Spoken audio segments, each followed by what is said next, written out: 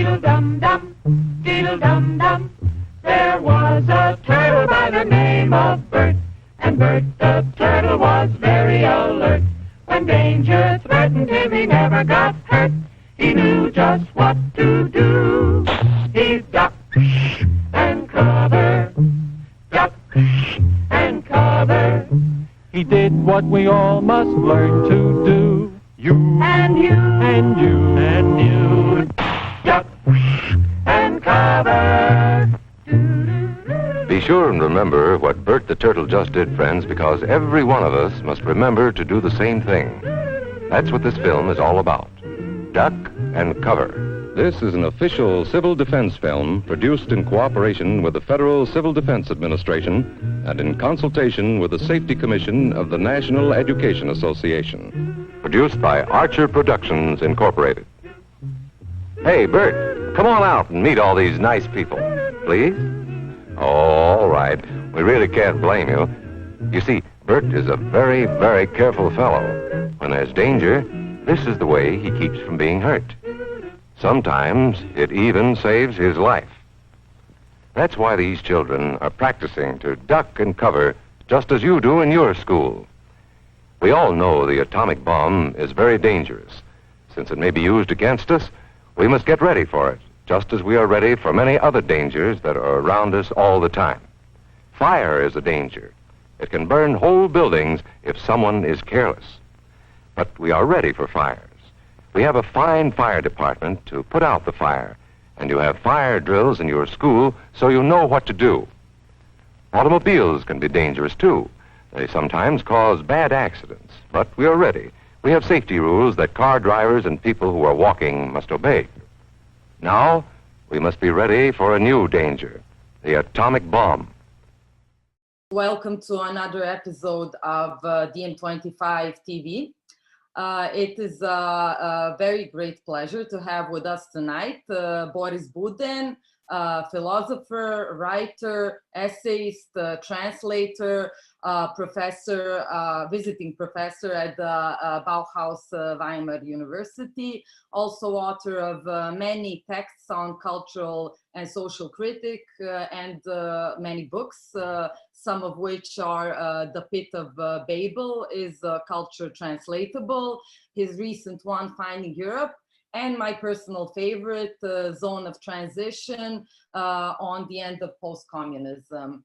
Hello, Boris. So do you duck and cover like Bert the Turtle in these dangerous times? You know, thank you for inviting me. Well, I don't, but I see this as a problem because watching this film, I remember the Cold War. I am enough old, you know, to remember the Cold War and to remember precisely this sort of rehearsals we did. I did it as a soldier. Precisely okay, I didn't know at that time that it is called duck and cover, but the same thing we were doing as a soldiers. But what is interesting now, watching it, what is interesting for me is that at that time, we were preparing it, you know, preparing for a nuclear attack in the army, you know, exercising also decontamination and what you do in case it happens. But today, I don't know that at that time, you know, the whole generation of young men would doing these exercises. I don't know how many people are doing these exercises today, and I have the feeling that it is today even more dangerous than it was at that time during the Cold War. As you know, probably this condition is even called Cold War II, or the Second Cold War, or even Colder War. So that's why I chose actually this video clip. I remembered it. I watched it a couple of years ago, and of course it was funny. It's one of these civil defense movies from the Cold War from 1951. But when I thought of it and watched it, I was thinking that this atmosphere in the video reminds me a lot of the atmosphere in the world today.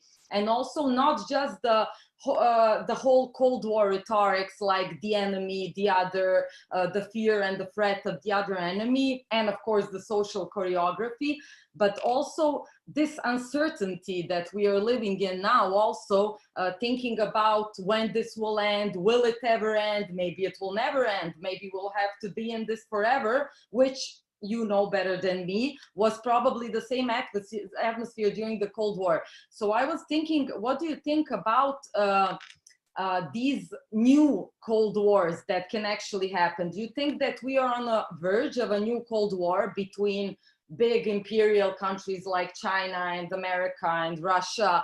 Or do you think that we are going to have a warm war, like a nuclear war, like Chomsky is telling us about and in a way predicting? Or do you think that we will have some kind of a third option, like a biological war? Now all these new viruses, now in America there's some children with this also deadly disease that nobody knows anything about. So do you think that one of these wars will prevail at the end? And are we on the verge of something like that? You know, let's call it, you say, and you have been repeating it, it is a war. What particular form of it will be, you know, whether they will use a very small nuclear bombs you can shoot for cannons, or they are now, while we are speaking, looking into the effects of the corona crisis, you know, military organizing laboratories, producing viruses, because this might be a very lethal weapon in the future. But let's make it clear, war is, to repeat all the definition, a continuation of politics with other means. And if you ask me now about this situation, of course, yes, it is, and I totally agree when people say it is a colder war. However, we cannot repeat this scene from the old Cold War. You saw this disciplinary situation in a school, a disciplined society. This does not exist, no longer exists. It is completely different situation. So any sort of preparation as it used to be, you know, practice during the Cold War on all sides is on all sides. I mean, mostly the East and West, the military pacts. This is not possible. So we are much more, I mean, on both level, on a level of social organization and in terms of our mental preparation, we are more helpless than any time before. We are actually defenseless, and this is what is the source of my fear. I'm afraid of war. You know, we are now, while we are now talking, because of the pandemic, of this crisis, corona crisis, but we know that this only opens perspective into much worse challenges. And you know, Bruno Latour would say it is only a dress rehearsal for the real danger and catastrophe of the climate change that is approaching from coming from the future. But I'm not, you know, I don't think we will be burned by sun, or we will drown in this tide, rising sea levels. I don't even think that the economic catastrophe, you know, joblessness, poverty will kill us, or banks that will rob us. I think at the end, this is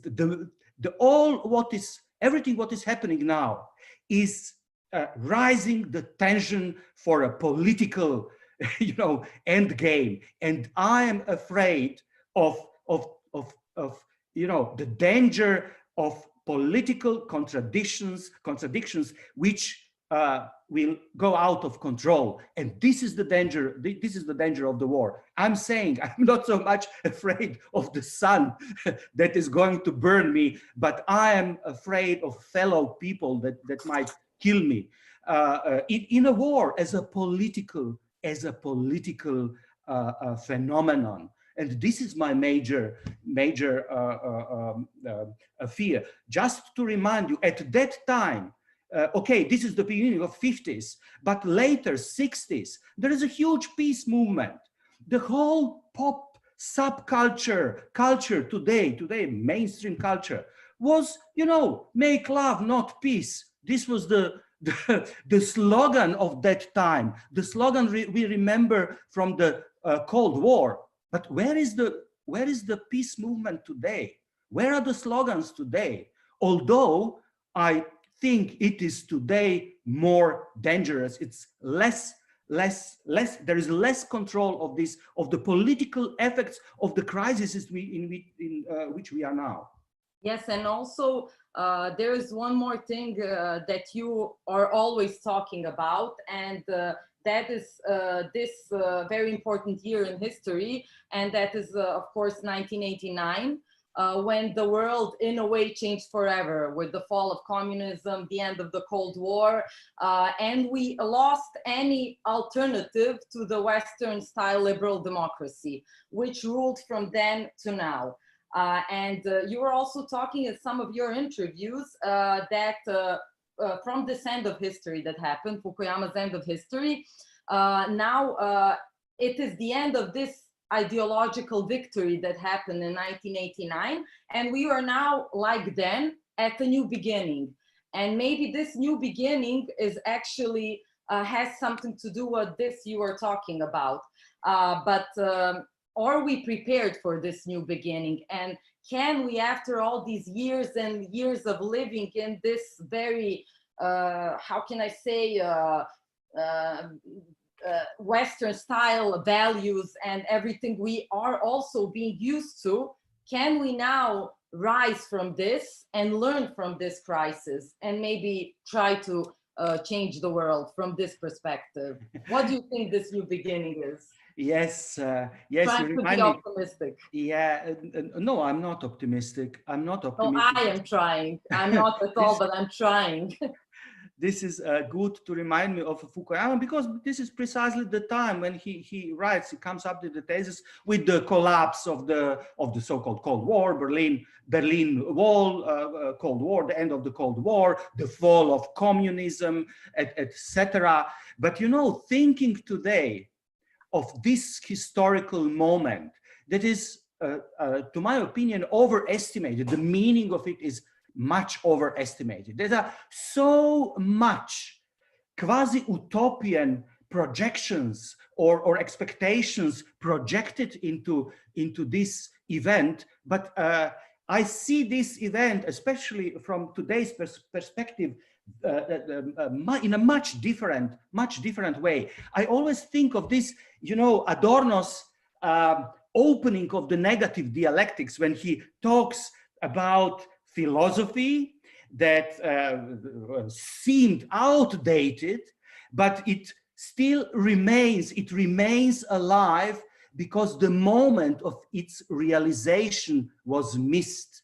I'm thinking of the 89, 90, of the so-called democratic revolutions, much more in the sense of the moment that has been missed, moment of radical change. And this is, you know, at the moment when of the end of the Cold War, this was the chance for the peace. This was the moment in which the West, after having seen the collapse of Warsaw Pact and the collapse and the disappearing of this threat, this was the moment in which, and until now, I don't think that there is any argument to support the thesis that the NATO should have survived the fall of the dissolution of the Warsaw Pact. And this is the moment in which, instead of learning from the East the possibility of radical change and to identify with this possibility, with this opportunity, this was the moment, opportunity, you know, to change also the West, the very, very West, instead of, you know, playing the role of passive spectators watching the history somewhere else. This was the moment, this was missed, and we now live under the threat of the, we live in the second or colder war, but under the threat of a nuclear catastrophe, of a new war, because wars, the wars, they are happening while we are speaking around, but they are a little bit outsourced while. Yes, and and also the wars that are happening at the moment, we don't see anything in the media. We don't see anything about the wars. We don't see anything about the refugee crisis. It is like they shifted our attention to this. You mean the moment of crisis? Yes, it was a perfect moment to shift our attention to something else. And then it's not a conspiracy theory. It's a thing that all the great political systems always do. Just shift, let's look at this, let's have the fear of the other, of the virus, and not think of the real threats. You mentioned climate change, and I think that this quote by Bruno Latour that said that this is a general rehearsal for something, a much greater drama that is yet to come. I actually don't think that climate change is so abstract, and I also think you don't think it, but I don't think that maybe in this lifetime we will see these great floods and these dystopian scenarios, but our children will, the future generations will. So are we living in a moment not thinking about the future at all? This is the great neoliberal position. Let's just not think of the climate change because we cannot think of a big flood. But who could have expected that this great pandemic would happen a couple of months ago? Did you expect it? Did you think, oh my God, I think there's going to be a global pandemic that will change the world? I don't think you did. Of course Maybe not. only Bill Gates and some gurus predicted it. No, no, I did not expect, but it tells something very simple. There is this contingency, which is the contingency of history. It is not contingency of the nature that is now creating something. There is no such thing as nature completely. We know this in the age of Anthropocene. But how I see this issue with the crisis, this condition we are so now focused on, and as something totally unexpected. I see this much more as a Freud translator, having this experience with a psychoanalysis, as a sort of return of the repressed. And these were so much, a few weeks into the lockdown, people started to discover, the return of nature. In Venice, these little fishes in a clear water of Venice channels swimming, or in New Delhi, suddenly the dust and the smog was cleared and they were able to see Himalaya. But this is not the nature returning. The process of the phenomenon of the so-called return of the repressed is a moment of pathology. What is returning returns always in a sort of distortion, in a sort of symptoms of a pathology. So if you would ask me, is this now the beautiful picture of nature, suppressed nature? No. What they see in New Delhi is the picture of their wish for nature, wish for normal life, which is not the life of smog and of dust. And precisely this wish is what has been suppressed all the time in the so-called, especially in the so-called normality. So we can think of this condition as a sort of a dream.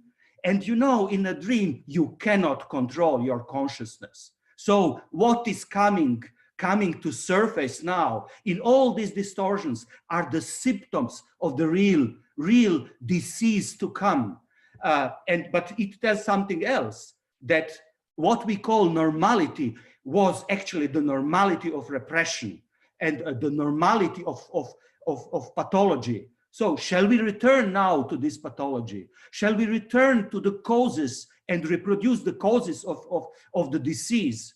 This is the question. And in these terms, it makes sense to analyze this dream, you know, to have a collective interpretation of these dreams so as to become aware, to make conscious our suppressed wishes and our suppressed needs. Yes, and it's also interesting when you were talking about going back to normal, because I think that this sentence, and you talk a lot about language of let's go back to normal. When will life be normal? When will I be free again? I was listening to this all the time. We in Serbia had a big lockdown. We had, you know, the police hour, and we could not leave our apartments. And then when you go out with your dog, you see somebody, and then he tells you, oh my God, when will things return back to normal? Or after the lockdown was finished, you see somebody and he tells you, oh, I'm free again at last. And then I was thinking about this situation I had after the end of the police hour and the lockdown here, when things returned back to normal. I fell in some kind of a weird kind of depression. I could not see what it was, because of course nobody likes to be controlled and in their houses, not having the freedom and everything. But in a way, I felt better in this position of being in lockdown than being free. And I was thinking, what's the matter with me? What's wrong? I like North Korea, but I've been there even, but you know, I'm not so crazy. And then I was thinking that maybe being in this unfree position in a way was for me much more truthful than being free, because at the end I'm not free. I really do not feel free in this world. And then I was a person being locked in this apartment, not being free and feeling okay with it, and going back to the streets and going back to normal. For me, it was like a lie. And then I saw also in the eyes of other people saying, okay, we're free now. I really saw that while they are saying we are free, I see in their eyes that they know they are not. And they know that this is not this normality we were in, but even this normality which we were in was an unfree normality. So I'm thinking about this position of truth. Okay, so we are not free. This is a world, this Western style liberal transition democracy craziness we have. I'm talking about our ex-Yugoslav spaces where I live in. I know I'm not free. I know we're not living in this, how can I say, sovereignty. So maybe if I say this out loud and say I accept that I'm not free, maybe I can think of something that can help me be free again. I don't know if you understand what I'm talking about. Well, thank you for reminding me on freedom. To be honest, I actually have been not thinking about freedom. I don't know whether I don't think that at the moment my personal freedom is what is in danger. But looking, you know, looking what is behind you, it's a free Assange. You know, this is something very, very concrete. This is the clear picture of the absence of freedom and the need for freedom. So I think freedom is something very, very concrete. And, you know, otherwise it is a huge ideology of freedom. As you know, if I say that to be free of the fear of nuclear catastrophe is a moment today of a freedom which we will free of the fear of war. This is the moment we should today focus on and think of it. On the other side, as you know, some are free to return to normality, and not it's not like in Serbia or these small countries. This is the plan, obviously, of Donald Trump to return America to American normality. The only question is who is going to pay this return and how much lives this return will cost. So freedom, yes, we know so much about it. We know so much how under the labor conditions of the global neoliberal capitalism, how freedom is distributed. Of course, shall we talk about freedom of migrants? I think, and especially under the now still functioning hegemonic bourgeois ideology of individual freedoms, yes, we are enjoying these individual freedoms. How? But what sort of freedom do we need? Who is enjoying this freedom? Of this pandemic and of the threat of war. Yes, and who is enjoying the freedom? Because if you remember at the beginning of the coronavirus crisis, that in the media you could read a lot about this democratic virus. Like there is a virus that is spreading all over the world, and it's attacking the rich countries and the poor countries, and everybody can get the disease. But of course, we were aware that that's not true after a couple of days, not a couple of months, you know, because of course that it's not like, to quote Michael Jackson, it doesn't matter if you're black or white. It matters if you're black or white. It also matters what class you are from. It also matters if you're rich or poor, where you live in, and can you in a way do the social distancing? Can you afford to stay at home and not get sick? Who are going to be the people now that are going to work for us, the privileged ones, while we are going to not get sick by social distancing and stuff like that? So this is a good position of also looking at the class struggle and also looking at democracy. I read one of your articles that I told you, which is called Democracy, a Look into Its Guts. And when I read it, it was a couple of days ago, I thought you wrote it now, because it really looked like it was written now, but it was actually written in 2016. And here you are talking about what is happening with the democracy as we know it. And I'm going to quote you. You said democracy in the past became sort of a divine value, although not everyone was blessed equally by its grace.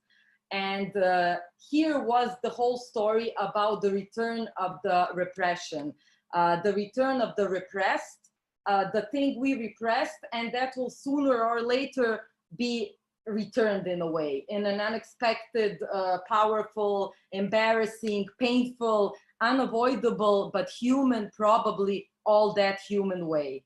So what do you think now from this position, remembering this article you were writing about, when we also remember that democracy was not born of a noble origin? Democracy was born with lots of killings in the name of democracy. We know what happened with the Middle East. What did democracy bring to the Middle East?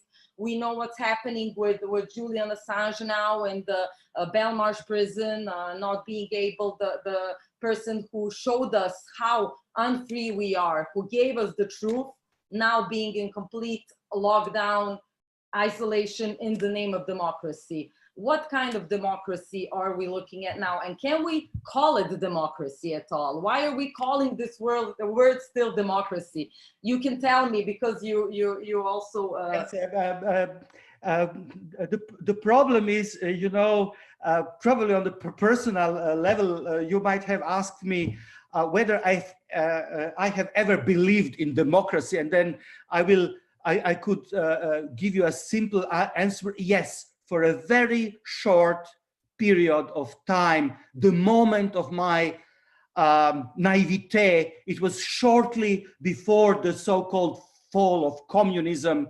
But the moment, this is my own historical experience. I'm not claiming universal value of this historical experience. I'm just like trying now to translate it so that other people understand that there is no such thing as a general universal experience of democracy. And to remind this moment of dialectics, when it appears, it is a dialectical phenomenon, and it is full of contradictions. And this is how I personally experienced democracy, precisely as the opposite of something good and something promising, which is, you know, former Yugoslavia.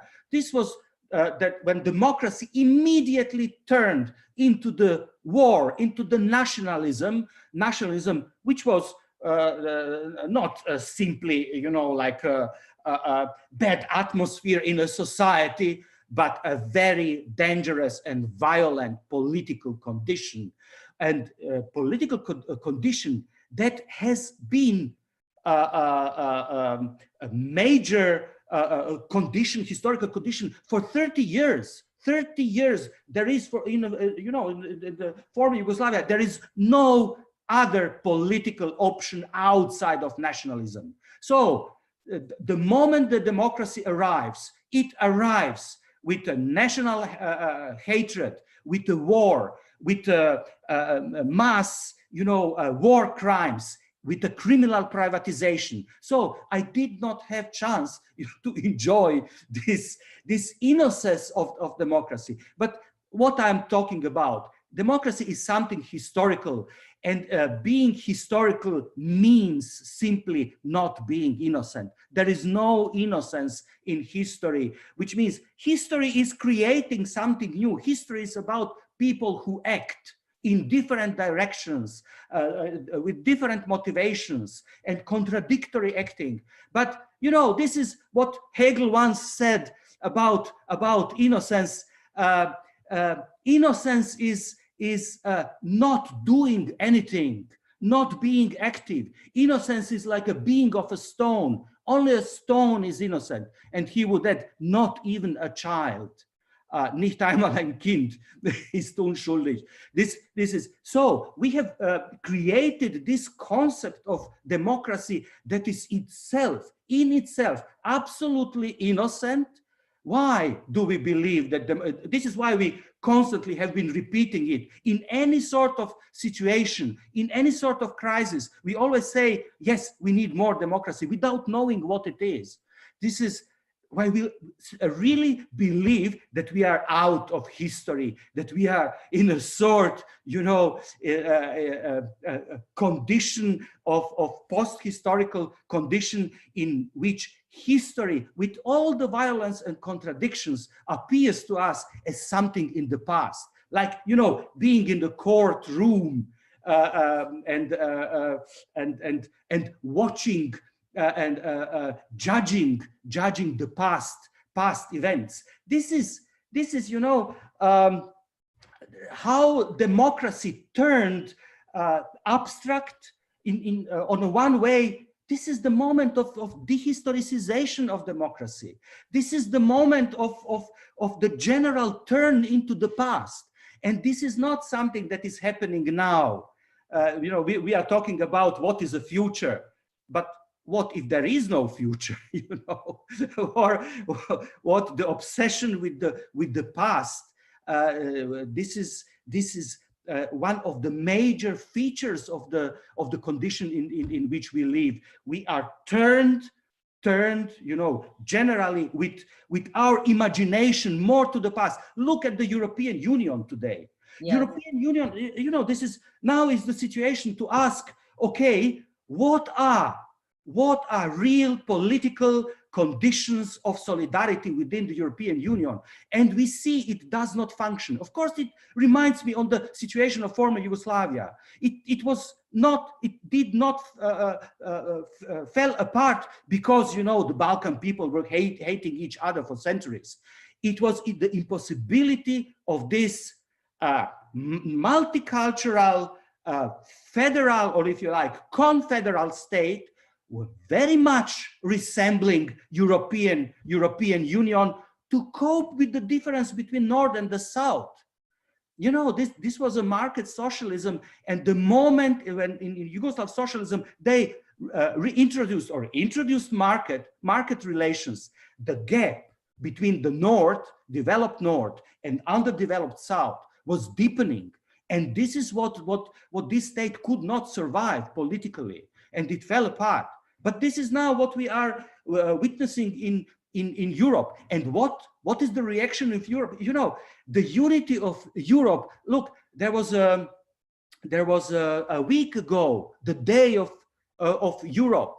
Just to remind the audience what was original the idea of Europe. This was 49. This idea of Robert Schuman, the Minister of Foreign Affairs, a French minister, who came up with the idea of a community of steel and coal. But the ideological package of this, you know, market-driven unity was in fact to prevent the next war. It was packed into the ideological promise of a peace in Europe. But today, there is even Europe is even not possible, not able to restart this sort of motivation, this sort of promise of a, be it Kantian eternal peace. I don't care.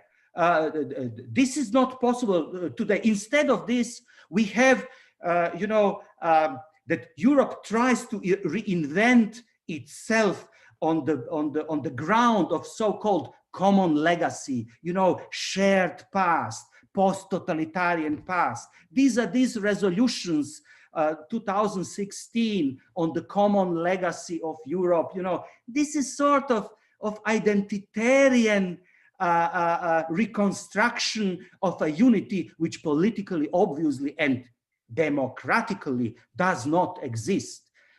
Europe has not been democratically constituted. Instead, we have, you know, this claim to common legacy, to common past. This is the problem, which is very, very old. This turn to the past and forgetting the future. This French historian Pierre Nora, he calls it the age of commemoration. This memorial turn that happened, according to Nora, also 89. 89 is not only, you know, the democracy winning, it is the past winning over the future, the past becoming the dimension of our general experience of temporality, post-historical, of course. And this is, you know, today, if we look, of course it's post-political, if we look this obsession with forensics and our perspective into the corona today, into the crisis, is also sort of forensic perspective. You know, we have been counting constantly that. You know, there is this competition among the states today in the world who will come with less dead. But this counting of the effects, this reminds me, you know, of how we treat history. History as, you know, as a battlefield full of corpses, and we in a courtroom judging now, dividing into perpetrators and victims, and speaking of history in terms of those so-called black books, black book of communism, black book, I don't know whether somebody has wrote the book on black book on capitalism, or you know, this ranking of who killed more, Hitler, Stalin, Mao, etc., etc. Then we have now also the ranking. Actually, if we look into the United States now, this is also, you know, who is killing more with neglecting society, with neglecting universal healthcare, etc., destroying the social structures. And this and health becoming a complete commodity, which I think people are realizing now that health became a commodity, something that you have to earn, something you have to pay, something that is not something that you should experience from a public healthcare system, but something that you have to deserve in a way, if you have money, of course. And this competition you were talking about, also, I'm thinking of also this binary oppositions where you have Sweden, everybody was like, oh, bravo to Sweden, this herd immunity thing worked at the end. And then you have the opposition with China, bravo to China, the lockdown and, you know, complete lockdown, locking people in their apartments also worked. And this competition between that's what you're talking about, going to have more or less deaths. Who's going to kill less? Who is going to kill less? It's very interesting on the one hand. So I wanted to see, for us to watch together a video that's very interesting because it is in a way some kind of a, it reminded me actually of the European Union much more than America at this time. Of course, it reminds us also of America, but this island of the European Union, this fortress Europe, when we talk about nationalism and closing borders, I think that the dreams you were talking about, that the dream of Europe of closing borders, not to get immigrants in, they got their dream with the coronavirus. You know, they got their little fortress where they can close themselves in their small nation states, and everybody for themselves will realize how to deal with the virus. If you have the healthcare system, you will deal with it better. If you don't have it, you will have more deaths and stuff like that. But this is a very interesting movie from 1996. A Carpenter's movie called Escape from LA. And I wanted to see just the opening scene of the movie. An earthquake hits Los Angeles. It becomes an island, and there a theocratic president who actually becomes president forever until he dies, is putting morally unfit people on this island to live there. So yes, so David, if you can play the video.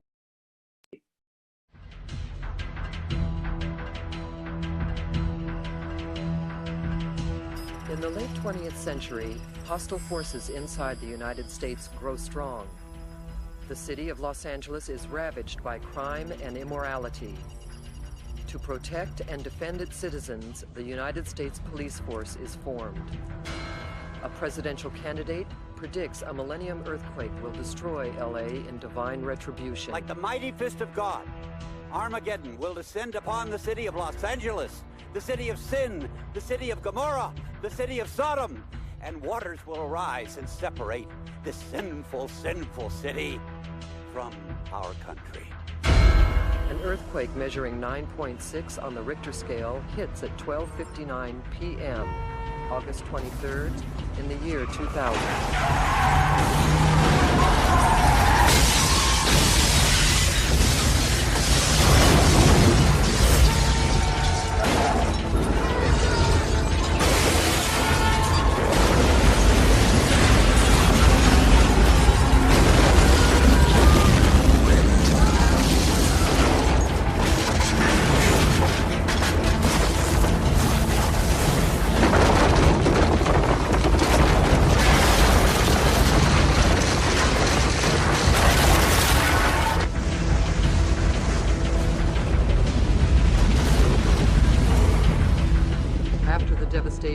The Constitution is amended, and the newly elected president accepts a lifetime term of office.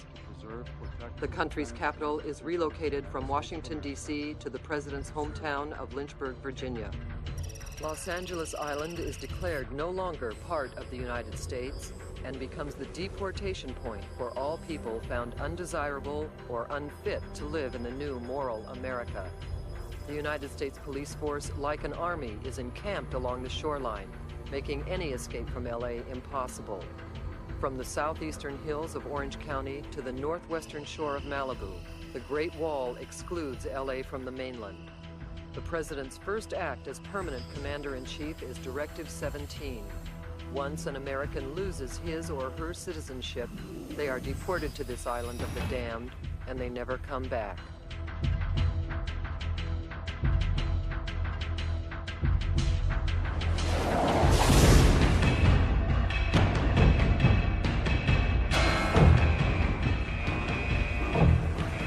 Attention, we are on tactical alert. Remain at battle stations. I repeat, remain at battle stations.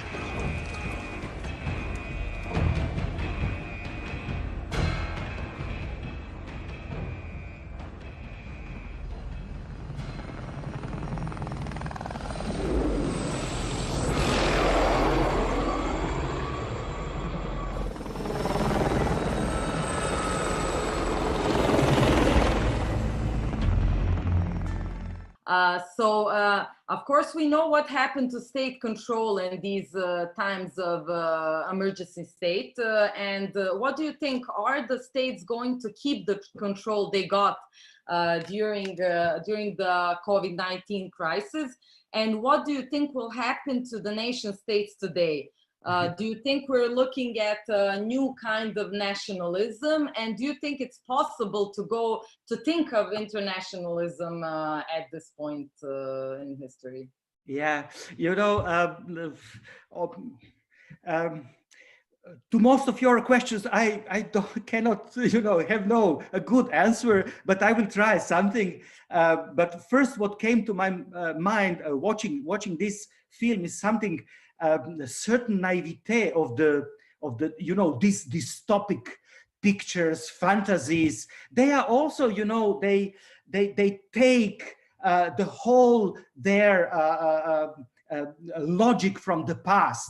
They think the future will look like you know, as though Solzhenitsyn is writing the scenario for the future as a sort of gulags, and with something we already have, like Putin, you know, being eternal president, and something. I don't think, you know, that some sort of this old totalitarian picture will repeat itself, that there is a totalitarian future. I even think that the notion of totalitarianism is a big problem, and that it has lost is you know, the ability to explain the condition in which we live. I remember already, you know, in the 60s, Alexander Mitscherlich, psychoanalytic German, was writing about a new type of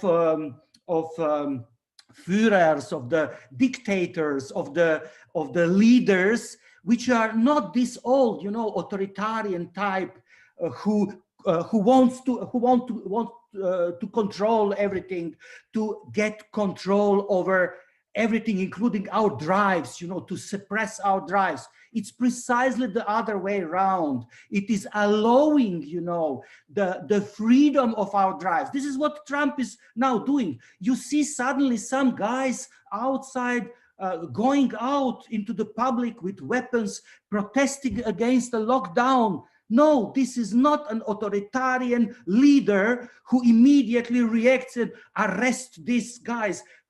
You know, it's precisely the other way around. Yes, go out, take your weapons, you know, leave your suppressed, you know, discharge your tension and your free will to harm other people. You know, this is something new. This is, for me, you know, reality is actually more dystopic than these dystopic films. And speaking today of Trump, I'm just like thinking we don't need these films. We just should, you know, think of the fact that the most powerful country in the world that has this guy who has his finger on the trigger, you know, and then, well, he does not, you know, to become for his lifetime the president of United States, he can destroy the world within his presidency already, you know. So and I'm just like thinking of this, as I mentioned, Mitscherlich, you know, and this is especially sort of American issue. In the 70s, there was so much talk about narcissism at that time, especially pathological narcissism, with the Viennese psychoanalytics like Heinz Kohut, Otto Kernberg. They were analyzing this new, you know, borderline conditions, pathological narcissism. And Christopher Lasch even wrote this culture of narcissism, describing the situation of United States from a conservative perspective, you know, in terms of look into these hippies and you know, these new liberties, etc. What we need is some sort of return to family, etc. But you know, Trump, he is a person who really now, you know, grew up from this culture of narcissism. And while at that time narcissism was, you know, symptom, it has obviously developed into a full-fledged disorder, mass disorder. Now you have such a pathological narcissist, you know, with his idea of grandiosity and you know, denying of our need for other people. This is precisely the picture of a pathological narcissist. And he is now, you know, occupying the most powerful position in the world. I think this is enough, this topic. Yes. Yeah. And then you ask me about nation state. You know, we come from these small countries where the nation state is absolutely ersatz for all failed promises of the democracy and capitalism. And you know, people have lost any sort of hope into the future. They, you know, it's not about societies without hope. It's more about hope without society, what we are living now. And so they look into this thing like, you know, empty shell called nation state, although these nation states have no sovereignty whatsoever. They are of no use except for the privileged elite. Yes, this is an option. This is probably some sort of rehearsal, dress rehearsal for something which might be even worse than fascism. Yes. Well, I don't think, if you ask me, I don't think that the existing concept of nation state as being the only structure in which democracy can be provided, in which democracy can produce positive effects. This is a false dream. I think we shall end this dream, this belief, empty belief in the nation state. And also, when we were talking about alternatives, I was remembering your book on post-communism and this thesis you had in it, which I like very much. After the fall of communism on the ex-Yugoslav, in the ex-Yugoslav republics, we overnight, after being mature citizens that made these so-called democratic revolutions, were made into these babies in diapers that have no past, that don't know anything about the world, and now we have to learn the first steps of democracy. So then we had the democratic education, the school of democracy, the baby has no past, it looks only at the future, no freedom because it's dependent on its Western parents, so no sovereignty. So we had this repressive infantilization of society.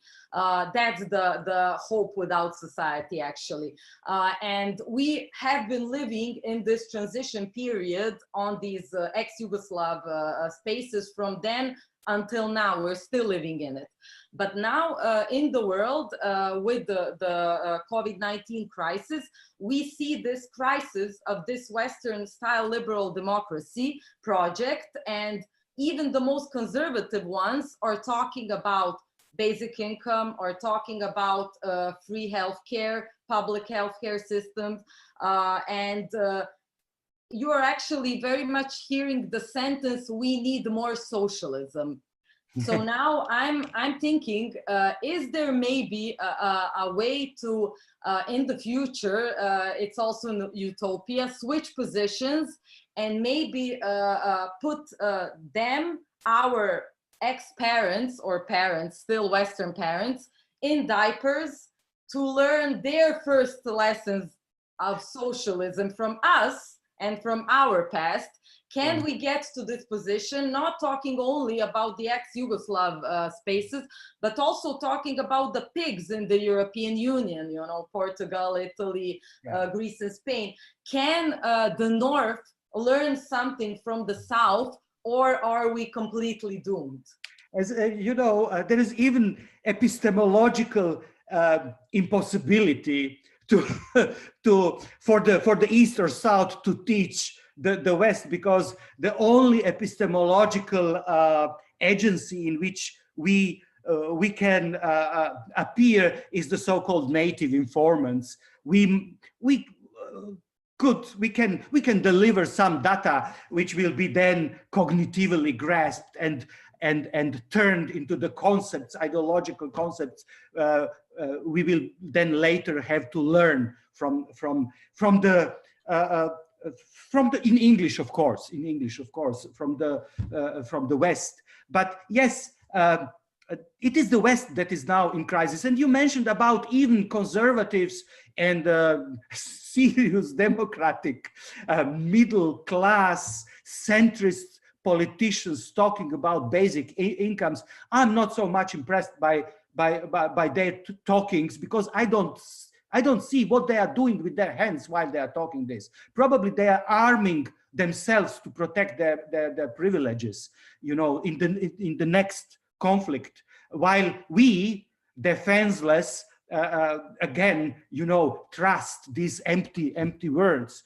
If there will be change, this change will be can be only a result of a struggle, and this struggle cannot be like you know, a change of mind in the leading in the heads of the elites. This is not what is going to happen, and I have no illusion whatsoever about this possibility.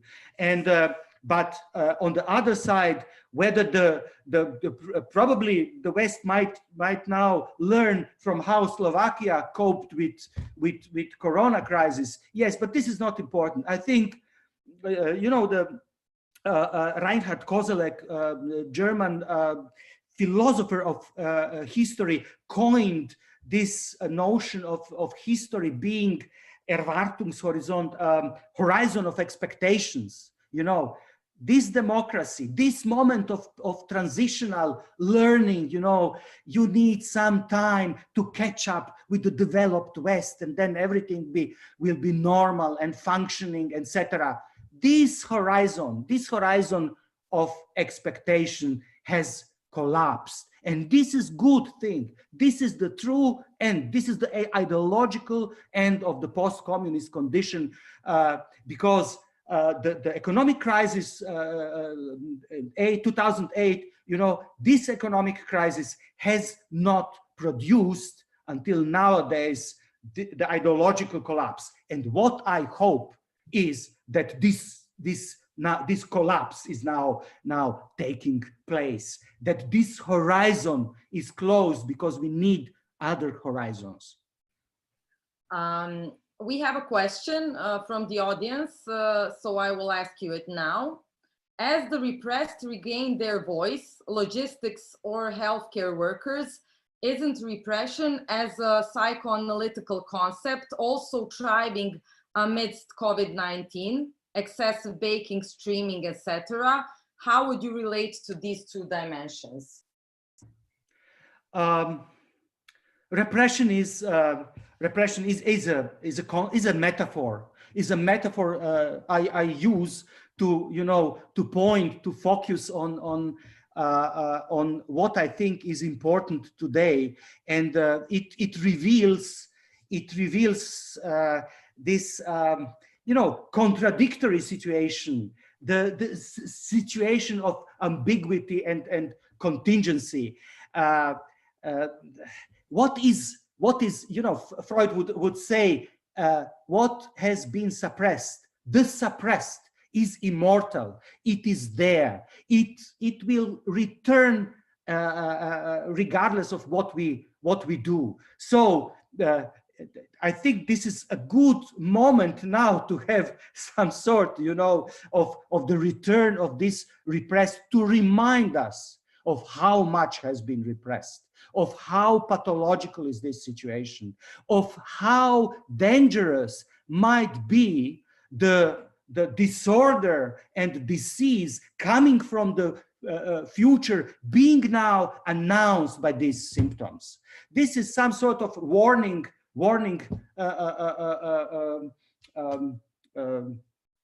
moment, you know, warning signs of something to come. I don't think that that a global psychoanalysis is possible, but this psychoanalytic metaphor are probably useful to repeat it, to reveal the dimensions of danger in which we are living today. Well, I think I would finish with one last question. It is a short one. What do you think will happen to human behavior in the future after this coronavirus crisis?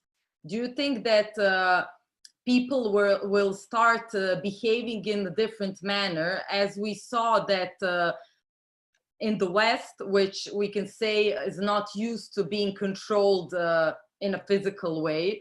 When I was in North Korea a couple of years ago, I had a very interesting experience, because for me, nothing in North Korea was strange. Everything was very familiar. So I didn't have this, I can say, experience of strangeness there. But the strange thing was, because I was with a lot of Western tourists there, was that well, not most, but all of our Western tourist friends that were there were very much, in a couple of days, got used to being unfree.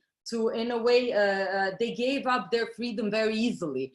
And it was interesting to look at this patronizing position of the Westerner now being patronized, having to walk, you know, in straight lines, having to bow in front of the leader when it has to bow in front of the leader, having to not walk freely on the street, not being able to leave the hotel without the guide, have to listen to people what to do, where to go. It was like this, you know, in a matter of seconds, all of them were like, okay, we're giving up our freedom because we have a fear of these others around us. Maybe they will kill us, maybe they will put us in gulags and stuff like that. So do you think that human behavior will change in the future because of the coronavirus crisis? Will we become much more controllable in the future? Or will something else happen? Or will we realize that we want to gain a new type of freedom? You know, history never repeats itself. This is just, again, you know, this is probably when we look into the North Korea, we see freedom or restriction of freedom from the past, you know. So as I'm saying, yes, people will definitely change their behavior. How, in which direction? Will this situation make them better or worse?